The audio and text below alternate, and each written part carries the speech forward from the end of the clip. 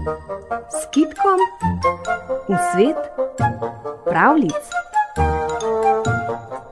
Radio Sora poslušate in kot vsak torek ob tem času je tudi zdajle čas za pravljico. Danes nam jo bo prebrala knjižničarka Ana Miklavčič, slišali pa bomo slovensko ljudsko pravljico 7 let pri beli kači.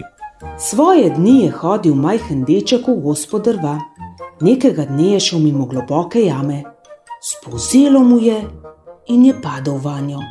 V jami je bilo mnogo kač, a prva med njimi je bila kačja kraljica ali kačji lov, bela kača z bleščečim diamantom na glavi. Deček se je bal kač, vendar mu niso nič hudega storile. Naglo se jih je privadil, le lačen je bil.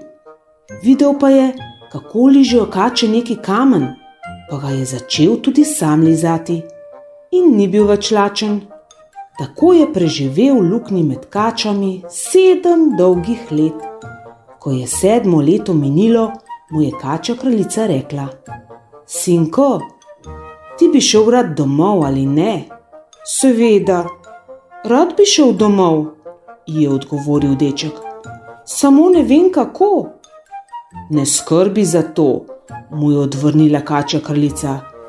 Toda goreti, če nas izdaš.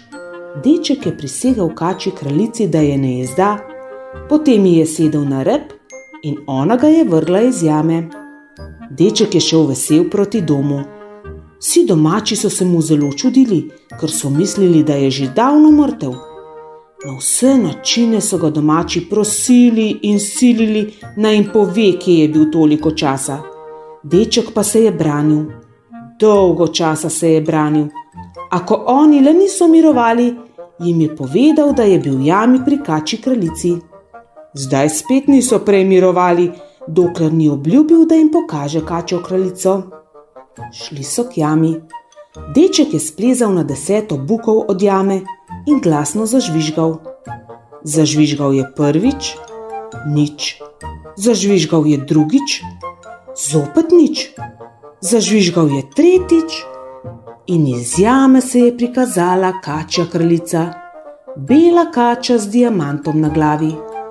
Žalostno je spregovorila: Sinko, sinko, zakaj si mi prisegel, da me ne izdaš? Potem je rekla navzočim, naj pusti, da se še enkrat obrne. A ko se je obrnila, je podrla 9 bukev, le 10 ni mogla, na kateri je čepel deček. Sreča njegova, da je splezal na 10 bukev, kajti drugače bi bilo po njem.